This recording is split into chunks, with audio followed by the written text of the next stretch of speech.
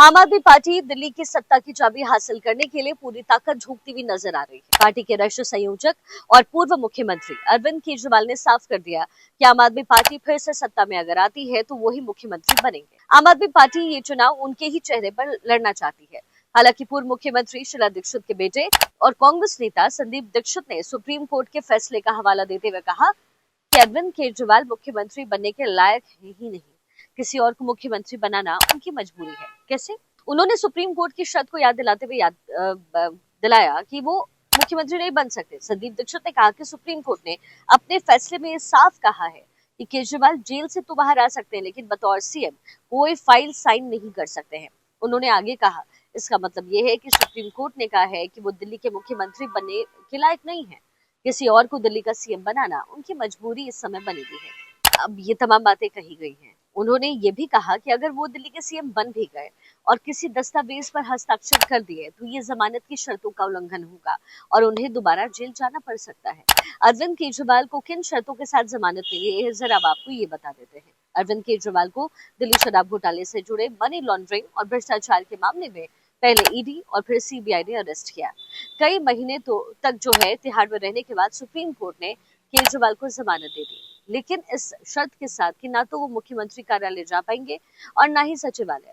इसी के साथ बतौर सीएम फाइलों पर हस्ताक्षर करने को लेकर के भी सुप्रीम कोर्ट ने इसके लिए एक शर्त रखी, जिसकी व्याख्या बीजेपी, आम आदमी पार्टी और कांग्रेस अपने अपने तरीके से कर देती। इससे पहले शनिवार को राज्यपाल वीके सक्सेना ने आबकारी नीति मामले में अरविंद केजरीवाल के खिलाफ जो है मुकदमा चलाने के लिए प्रवर्तन निदेशालय को मंजूरी दी थी।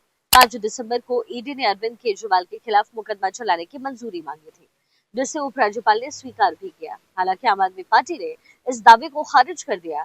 आपके वरिष्ठ नेता मनीष सिसोदिया ने यह कहा कि ईडी को केजरीवाल के खिलाफ मुकदमा चलाने की मंजूरी मिलने की खबरें झूठी हैं।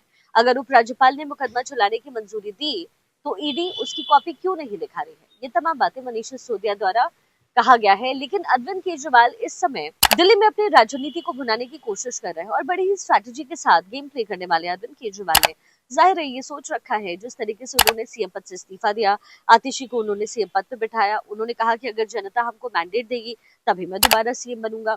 और फिर धड़ाधड़ जो योजनाएं हैं, एक के बाद एक अलग अलग योजनाएं लेकर के दिल्ली की जनता को लुभाने के लिए अरविंद केजरीवाल आ रहे हैं। बुजुर्गों के लिए उन्होंने इंश्योरेंस का इंतजाम किया है, महिलाओं को उन्होंने बड़ी सौगात देने की बात कही है।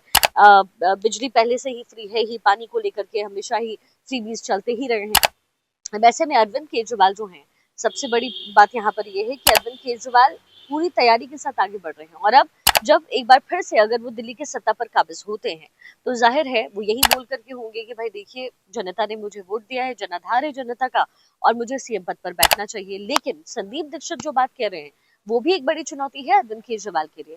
वो जो कह रहे हैं कि किसी भी फाइल पर हस्ताक्षर वो नहीं कर सकते हैं। ऐसे में अरविंद केजरीवाल अगर सत्ता में वापसी कर भी लेते हैं और मुख्यमंत्री बन भी जाते हैं तो भी उन फाइल्स को आखिर कैसे साइन करेंगे, या फिर आतिशी ही उनकी जगह पर मुख्यमंत्री रहने वाली है। खैर, अब ये देखना तो दिलचस्प रहेगा क्योंकि आने वाले समय में क्या होता है। लेकिन हाँ, एक बात जरूर है कि अरविंद केजरीवाल इस समय खूब जोर आजमाइश कर रहे हैं। अरविंद केजरीवाल बढ़िया अच्छी तरीके से जो है चुनावी कैंपेन से समय कर रहे हैं। जहाँ एक तरफ बीजेपी सोच रही होगी कि भाई किसके चेहरे पे चुनाव लड़ा जाए, तो वहीं इस समय अरविंद केजरीवाल धड़ाधड़ कैंपेन करते हुए नजर आ रहे हैं। पूरे दिल्ली का शहर जो है वो होर्डिंग और बोर्डिंग से पटा हुआ है, क्योंकि अरविंद केजरीवाल सिर्फ जानते हैं तो एक बात कि भाई सत्ता में तो वापसी करना ही है किसी भी हाल में। और यही वजह है कि जब एलजी के द्वारा जो गड्ढे हैं वो दिखाए गए, टूटी फूटी सड़कें दिखाई गई, तो अरविंद केजरीवाल ने उन पर हमला नहीं बोला, उन पर जुबानी हमला नहीं बोला। उन्होंने बोला कि आप बिल्कुल ऐसे ही दिखाइए मुझे और मैं इसको ठीक करूंगा। यानी जनता के दिल में अपनी जगह को सुरक्षित अरविंद केजरीवाल रखना चाहते हैं और इसी स्ट्रैटेजी के साथ वो काम कर सकते हैं। लेकिन संदीप दीक्षित का ये जो बयान है वो भी बहुत ही इंपॉर्टेंट है इस पॉइंट को समझने के लिए कि अगर अरविंद केजरीवाल लौट भी गए तो फिर मुख्यमंत्री रहते हुए आखिर वो फाइल पर सिग्नेचर कैसे करेंगे, या इसके लिए भी अरविंद केजरीवाल के पास कुछ अलग प्लान है।